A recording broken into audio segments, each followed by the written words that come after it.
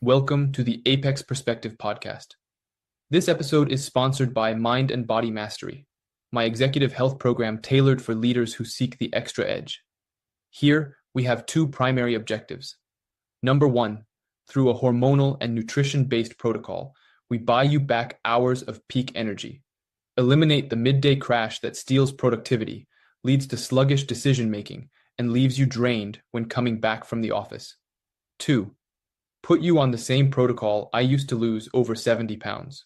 Through 1% of your time invested in fitness weekly, we'll achieve steady fat loss, lean muscle, and higher energy, allowing you to regain control over time and output for your work, give more of yourself to the people you care about, and gain a functional body that keeps you in your prime longer.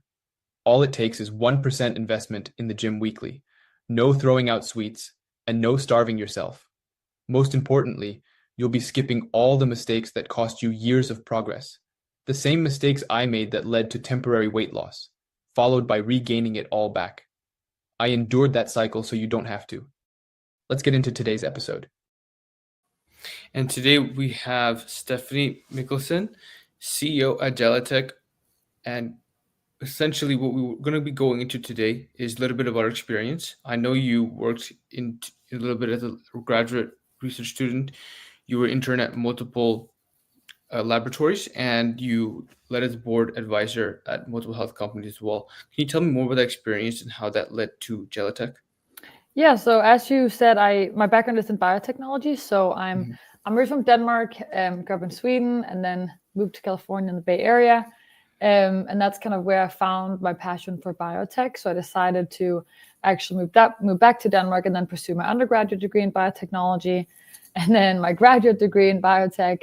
And then through that experience, I was able to do a few different things. Like you mentioned, the internships. I was part of a fellowship program. So I basically got to kind of see how biotech, companies were starting up. It was primarily in like the alternative protein space. So companies working on reducing the impact or on like animal agriculture for like food, beverages, materials, cosmetics, different things, basically using biotech to make the world better and more sustainable. So that was one of the internships that I had. And then, having always been very like entrepreneurial minded, I knew that I wanted to start my own company one day. And so it was a really good experience for me to like understand, how do you start a biotech company? And it also kind of during that time that I guess found the initial kind of idea or inspiration to what now is Jellatech. Awesome. And can you tell me more about what exactly Jellatech specializes in? I know from what I read it's about creating those proteins without the use of the animals, and it's for the productivity and sustainability of the planet. Can you tell me more about that? Yeah, so as I was saying, I was working in the alternative protein space. There's a lot of companies and a lot of new ones being made and a lot of new ones that are coming up that are, doing either cell-based, which is basically growing animal or human cells to produce either, like if you've heard of like lab-grown meat, so basically growing a steak in the lab, let's say, or it could also be like making cell-based milk. So being able to make the same milk, like either human breast milk or maybe from cows, you can use mammalian cells for that.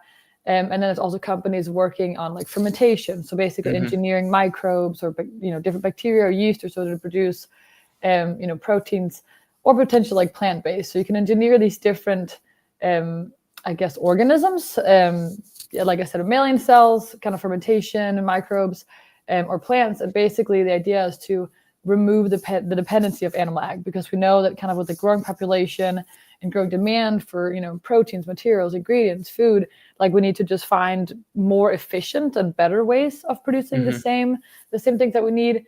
And so that's basically, what Jellatech does. And we're kind of in the cell-based space. So I realized that outside of, the big things like meat, dairy, cheese, there's also individual proteins that have kind of unique functionalities or unique applications. And that's kind of where collagen and its derivative gelatin comes in. So basically I kind of realized that, yes, we need to solve the big things like meat and protein, stuff like that, but there's individual like byproducts that are used in massive volumes that if we tomorrow woke up and animal ag was just not a thing, we wouldn't be able to have. And so that's kind of why I wanted to focus on these individual like complex functional proteins that currently we can only source from animals or humans. And so I wanted to basically be able to produce that in the lab in a much more sustainable, but also more efficient and kind of clean and consistent way. And so that's why what we're doing at Jellatech is basically we grow human and animal cells, and then we kind of milk those cells for collagen, and then we get the very same protein that we would get from an animal or human cadaver, but now it's just without having to rely on animal ag, and we can kind of grow it on demand in the lab.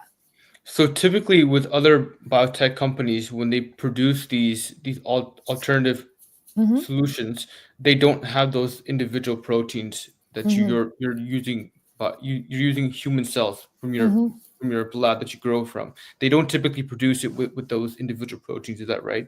I mean, there's many different companies that are working on individual proteins, like or molecules or peptides or enzymes, right? And so biotechnology is a great tool to be able to produce things like in a more efficient, scalable way. Like, for example, I think insulin is a pretty good example where maybe in the past we'd have to extract it from animals, and that's not very scalable. And so being able to insert like the genes and whatever like that encode for these proteins or molecules or peptides, now we can put them into like a bacteria or yeast or maybe a cell, and suddenly it's like brewing beer, but we're brewing proteins instead. So it's a very similar kind of technology and process. So there are definitely a lot of companies working on different things. With Jellatech, we were kind of one of the first realizing that collagen and this derivative gelatin is something that we still haven't found like an animal ag independent way. And so we were like, in order to really kind of build that future that we share with many other biotech companies of like being able to eat and consume and use the same materials and ingredients and proteins and products, but without having to rely on animal ag. And so that's kind of where we fit in and how we decided basically to focus on specifically collagen and also kind of similar proteins to that, but just unique proteins that currently can only be sourced from animal or human cadavers. Understood. And what are the kind of constraints that are there with regard to producing these items without the animals? What are the kind of constraints that there are? Yeah, I mean, so how it works, so we can't create something out of nothing. So we basically start with like an initial biopsy, which is basically taking a small like tissue sample. So we need to take that from a one-time biopsy basically. So if we're producing human collagen, we would initially start from a human. So we take like a little biopsy, and then we make a cell line from that. So we kind of separate all the cells and basically pick like the best performing cell in terms of what we're looking for. In our case, we want to get really high collagen yield. And so we kind of naturally select for like the best producers there. And then we make a big population. So, like over time, 1 becomes 2, 2 becomes 4, etc. And then we make a cell bank. So now we have, billions of cells basically, and we have like a bank. And so now we don't need to go back into a human. We don't need to extract it from tissues, let's say.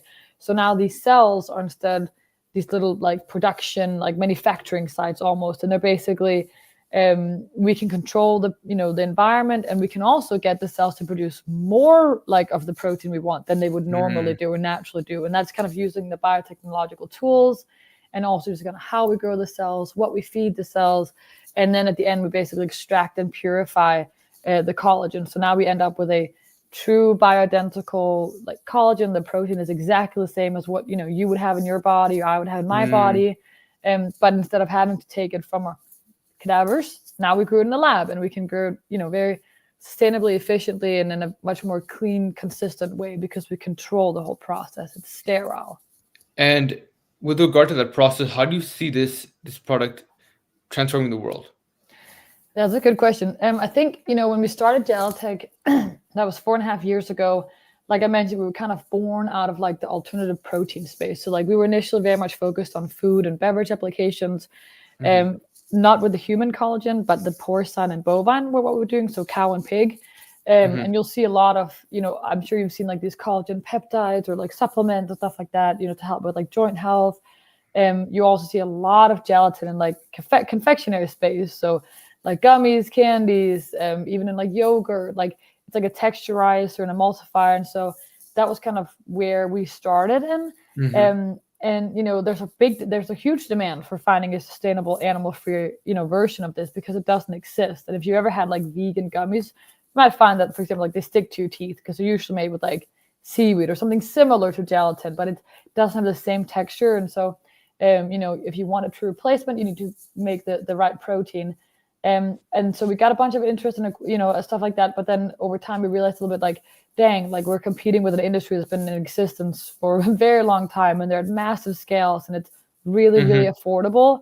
And, we're just getting started. We're playing catch up, like 1,000x plus, we're at small scale, and, we're doing biotech, it's expensive. And so we just realized like it's possible, but it will take time and resources and investment and optimization to get there. At the same time, we were getting a lot of interest and a lot of companies reaching out about human collagen for like biomedical and like regenerative properties. So whether that be like tissue regeneration, wound healing. I mean, we know like as we age, our bodies basically like stops producing as much collagen, and it also can start degrading collagen. Collagen is kind of like the glue, or like in our bodies, it kind of keeps things together and gives a structure. And that's also why as we age, our face gets a little bit like, I guess, saggy.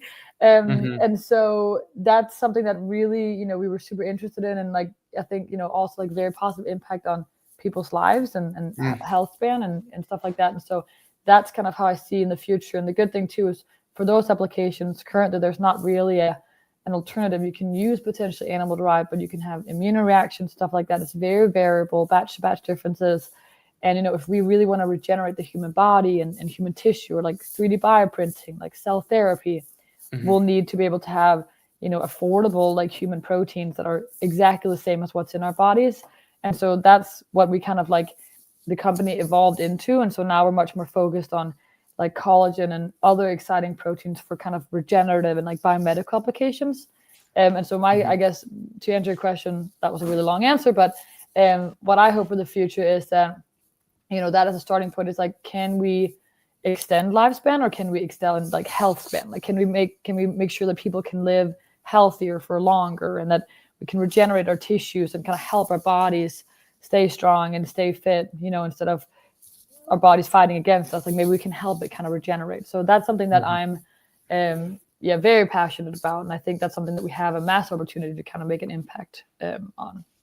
I love it. And one last question regarding the actual product itself. What's the nutritional value difference between your product that you engineer and a natural one? Well, so the good thing is for how we do it, because we do cell derived, it's identical. So there's no difference. So instead of right now, instead of harvesting or extracting, let's say collagen, so collagen is the starting point. Then you have gelatin, you have collagen peptides, but collagen is kind of like the protein, and it's kind of like initial primary form, if you will. And so that can be extracted from different tissues or like organs or whatever in our bodies. And so basically, because we're growing animal cells, we're growing the same cells that would make the protein in an animal or human body, we get the same output basically. So it's bioidentical. So there's no difference between like the human collagen we grow versus like what is in a human body. And if we grow bovine collagen, it's the same as what you would get like if you were to extract it from cows, like their skin or whatever. So it's the same.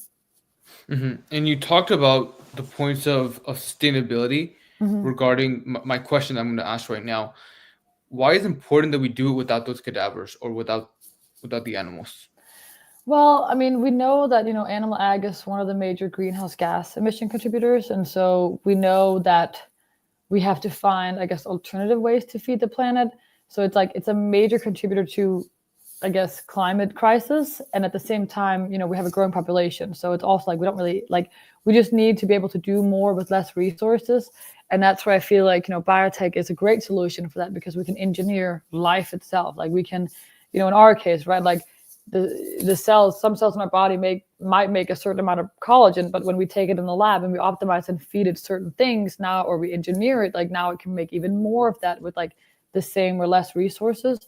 And so I think we're kind of in the future, we might not have a choice, but I think biotech and like science is a great way of like either doing the same thing we've been doing, but doing it more efficiently and with less resources, or finding alternative ways of getting the same things that we need and love. But we have an issue where we're putting a massive strain on our planet, to feed us, and it's not even feeding all of us. Like at the same time, we have like a hunger crisis. So it's kind of like, we just need to find solutions, and, it will take time, it will take innovation and investments, but I think it's something that, I think in the future, it'll be a common thing to see kind of like lab grown stuff or produce or whatever in the stores. And with time, hopefully, costs will come down and scale will go up and stuff like that. But I think that's going to be something that will have to happen in the future. You're already driving it forward. Yeah, So that's great. trying And to. yes, and can you tell me more about what inspired you to pursue this? I know you had that previous work experience Hmm. at a company that was investigating those individual proteins. Hmm. What was it that inspired you to actually go after this for your mission? Well, I think, yeah, like I said, I guess I've always like kind of been sort of entrepreneurial minded, or I've always wanted to like build something myself. I think I'm like a pretty like impatient person, and I hate taking no for an answer. And so I like to question things, and I want to do things differently, and like I want things done my way. And like I'm very, I guess, like trying to push things to the, I don't know, push the boundaries of things. And I love science. I love biotech. Like I think, again, I think it has, I don't think I could ever, just start a company just to like make money. I think it needs to be something that has a positive impact. You shouldn't be making money at the expense of someone else or the planet. So I think that's where I feel like it had to be like a positive purpose and mission and leave a positive footprint behind. Mm-hmm. And so I think like kind of when I then discovered sort of like, I mean, I went into like hardcore like biotech and science, and like that seems very kind of foreign and out there for a lot of people. And then it was kind of like the marriage or like the intersection of like food or consumer products and biotech. It's kind of like suddenly people care more, or like it's easy for them to relate to what you're doing because it's something that they Mm-hmm. consume every day or something. And also the impact can be massive because everyone eats, right? So like that's kind of what got me initially into like the alternative protein space. I just really liked the fact that it was, based on science and biotech, and that it had a very positive impact that people can like see and understand and relate to and be passionate about. If I got and just talk about enzymes used in, I don't know, assays or something else, like few people will get excited about that and really understand it. But if you talk about how you're going to make strawberries last longer, shelf life or something, or whatever, or not, reduce the need for packaging of things, I don't know, like then suddenly it's like, oh, I get that. And they don't need to know exactly how it's done or made, but they're like, that's cool, I understand it, I can see why you're doing that. And so I think it's a really nice way of kind of Yeah. also doing a bit of like science education and stuff, and kind of you can see the impact, I guess. Well, the impact is billions of people. Yeah. So it's amazing. And out of my curiosity, what principles guide your mindset? For me, it's the fact that there's a chance I could pass away tomorrow. The people that die Mm-hmm. in car accidents all the time, I don't control my heartbeat, so I want to live every single day Mm-hmm. being proud of the person I was. So Mm-hmm. that's the kind of principle that guide my mindset. Mm-hmm. What guides yours? Well, I think there's many things. I mean, mm, that's a really, I guess, a good kind of, I guess, a broad question. But I think, I like to think that we are always like, we've never arrived, we're always becoming. So like, I think that you always are learning and getting better. And like, I think that's one thing that I do love about entrepreneurship is the fact that it's like, I mean, I've been doing this for 4.5 years and I've learned so much. And it's things that, you can't just pay for an education and learn. It's kind of like, it's different. And so I feel like, and I'm, and we're pivoting and we're evolving and we're learning and we're making mistakes and we're figuring things out and so on. So I feel like that just being in a constant or continuous like curious mindset and being open to being wrong or make mistakes and learning, I feel like that's something that I guess, yeah, motivates me a lot. And then I also think another thing is that I truly believe that like in terms of like, I don't know, like regretting things and stuff like that, I feel like that obviously like it's easy to say like I live with no regrets or whatever, but like it's kind of hard to do. But I think that, we tend to kind of regret more, like Mm-hmm. it pains us more to think, oh, what if I'd done that? What if I'd done this? What if I'd done like that? The what ifs will haunt you much more than like, I did it, I fucked up, it didn't go as I planned, Yeah. and I survived it, right? So like, I think that's another thing is a little bit of like, I have another like founder friend, and he's like, fuck around and find out. And obviously, it doesn't apply to everything, but sometimes it's kind of nice to be like, you know what? I'm just gonna test it. I'm gonna try it, and if it doesn't work out, at least I know, and at least I tried. And I feel like I would rather have that than go around 100%. with the what ifs, basically. So I think maybe those are two things. There's probably many more, but those are two things. Some things that I kind of try to tell myself in moments where I'm like, oh. The pain of regret is significantly more than the pain of action right now, because Mm-hmm. doing something that is different and that you actually want to go after, it will be Yeah. unique, it will be different, and it will challenge you in ways you will never expect it to. But Yeah. it's a lot less painful than regretting it. Because if I were to think, like, for example, like if I were to pass away tomorrow and if I didn't take the action that I really wanted to take, but I was too scared to take it, I'd be upset with myself. Exactly. And people think as well that like not making a choice, they're like, oh, I'm not making a choice, but you are making a choice because you're choosing not to choose this, right? So it's kind of like, and there's just no safety net. Like I think I saw this, like it was I think like a graduation speech by Jim Carrey, and it like resonated with me a lot when I was kind of debating like, should I go for biotech or not? Like it seems risky. It's like, I don't know. But then one thing that he said, it's like, I'd rather fail at something that I love than like fail at something I hate, because you can fail at all of them. So, might as well just try it out, I guess. Right. And it's always looking at your deathbed, like what would you regret? What would you actually appreciate? That's what drives me. Most people don't like doing that, but I love doing that. That's a good one too. Yeah. It drives positive action. But I wanted to get a little bit into the fitness part of the conversation, and this is where I can talk a little bit more. My background is that I actually struggled with obesity for about a couple of years a long period of my life, actually, for about 5-6 years, going back and forth because I was following a lot of mainstream advice, following fad diets, trendy diets, buzzword workout routines. And really what I found through this massive problem that I was experiencing myself was that there's a lot of misinformation, and there's a lot of advice out there that does not actually drive results. So really what I had to do is really had to challenge what is it that actually drives results. And what I found out is it's not the amount of time I invest in the gym. It's not the amount of time I spend starving myself or any of these things. It's really what creates a negative energy deficit. And what also produces strength gains in the gym that actually drives results. So what really helped change the course of my entire health was really understanding those principles. And what I use was first principles thinking. When you have a problem at hand, you identify the fundamental truth of that problem, and then you build upon that with reasoning to adhere to the constraints of that problem. So the biggest problems I was experiencing was that those traditional routines were unsustainable. They took too much time and were genuinely like something that no one could really adhere to. So that being said, understanding those core requirements, I really focus on utilizing walking. I used a lot of making sure that I had my caloric intake controlled. And so when that happened, I was able to basically remove the time component, remove all the starving, all that, because those aren't necessary in the first place. That being said, I focus on creating the routine that really created the calorie deficit every single day and that was actually enjoyable. And that's what drove results for me and will likely drive results for anyone that's really trying to see results in regards to their health there. But that being said, clarifying those requirements, I wanted to get your opinion. What do you think is the biggest constraint or the biggest barrier for CEOs and founders to enter into fitness and optimize their health? I mean, I think that probably as founders, right? Like, we do have busy schedules. I think for me, I mean, and also like, I think coming up with an excuse, I'm like, you might be like exhausted. You might be like experiencing a lot of stress.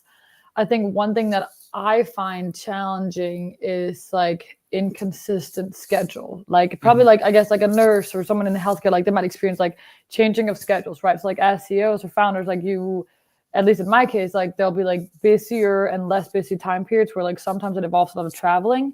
And so I'll find myself kind of like maybe getting a good routine and then, oh, now I need to, go here or travel there. And then suddenly I'm kind of out of my routine and then it's very disruptive and then it's hard to get back into it. Or also sometimes like if I'm like go for a while, I tend to like my body sometimes just breaks down and like I get sick or something. And then I don't work, do something for a few days or a week or something. And then suddenly I feel like I'm like out of it again. So I feel like that's probably something that I feel like it's like finding, I guess, routine in the not routine schedule. And for me too, like there's kind of like conference seasons and there's more, investor intense periods, let's say, where like kind of like fall and spring are more busy than maybe like winter and summer. And so I think just finding, something that's can kind of allow for that or something that's easy to like, you say, break it down and make it like, digestible. So essentially strategies that are adaptable to these changing schedules are essentially what's necessary. And that's why I prioritize walking a lot. Yeah. This is the component where most people get wrong, is understanding what is it that actually drives results in your health. It's Mm-hmm. the energy deficit. So you don't need, it's not like you need to go to the gym to do Yeah. this. You just need to create enough movement to the point where Mm-hmm. you're in an energy deficit. That Mm-hmm. being said, you can utilize different forms of movement, walking, hit, or any of these things. I Yeah. personally use walking, because you can do it in the airport, you can do it Yeah. in the house, you can do it when you're on a call, you can do it when you listen to a podcast. So the primary piece of advice here is to stop, to challenge what your current understanding of fitness is and your health, Mm-hmm. and look at what really drives results. Mm-hmm. That's where you create that base, and you build upon what can I do to adhere to those requirements. And Yeah. my advice would be following strategies that are adaptable to your schedule and to basically anywhere you are in the world. And that's why I prioritize Mm-hmm. walking, and I prioritize a nutrition based strategy where you learn how to basically eyeball your calories. Yeah. Those are the main things that I'd advise, because the thing is, most people, it's not just CEOs or founders, it's just there's a misunderstanding of what the core requirements are, and I Yeah. think a large part of it is misinformation, and that is what it's primarily the reason why most people don't succeed long term. So Yeah. that's my piece of advice there. One last question regarding fitness is, do you Mhm. have goals for 2025? Um, I don't have specific goals. I feel like in the past, I mean, I've grown up, I guess, being very like active and stuff like that. Played a lot of soccer growing up, and then like I've done a lot of some of like F45 and I guess hit stuff like that. I've definitely fallen out of my like routines, and I tend to kind of do that. I don't like to put like a hard goal on myself in terms of like weight or body fat percentage or something like that. So I feel like for me, it's more like if I feel strong and healthy and happy, that's like my main goal. Like I don't weigh myself or anything like that. So Yeah. I want to be able to do the things that I want to do. Like I just actually last week got back from a week-long ski trip in the French Alps, and I was like, you know, no issues there, no injuries, like felt fine, skied all day, every day. It was amazing. And so as long as I continue to be able to do that, and I can kind of, that's my main goal. It's just to kind of like, and not stress too much about it, right? Not let it rule my life, but certainly I want to be able to do the things that I want to do. I'd never want my body to like hold me back. So yeah, no specific goals. I would like to get back into a good like workout routine. Like I would like a little more muscle definition, stuff like that. But I also don't want to be too hard on myself in terms of like, I don't know, setting up too hard goals that I can't, hit or something, because that can be really demotivating and kind of depressing. So I feel like realistic goals, but I do like walking. I have a dog, and now as well that we're getting into spring, like it's going to be a lot more appealing to go for a nice long walk than like we had kind of winter weather here recently. So hopefully that'll also be a good excuse to get out there. Love it, love it. And where do you see yourself going with regard to Jellatech in the next year, and maybe in life in general? Yeah, I mean, I think for Jellatech, like we talked about, want to try to make as much of a positive impact as possible, and that can take a few different like shapes and forms.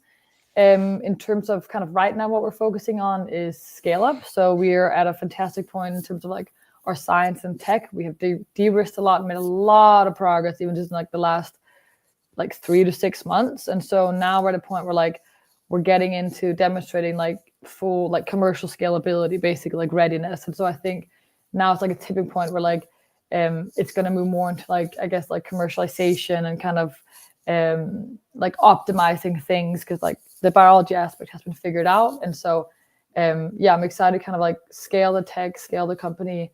And then would be amazing to work with some companies and customers to actually get a product into or to people where it can actually make a difference. And where can people keep up with Jellatech and find you? I would say LinkedIn is probably the best way. I mean, obviously we have a website, just jellatech.com, and then otherwise like LinkedIn, you can find Jellatech. You can also find me, or you can find me via Jellatech, and I always am open to people reaching out and whatever. So that's probably the best place. And if anyone wants to learn more about Stephanie or Jellatech, I'm linking it in the comments down below, so you can go ahead and find out more about that there. Stephanie, thank you for joining me. Thank you. All right, awesome. This was Aryan Mohindra and Stephanie Michelsen. Thank you for listening. Thanks.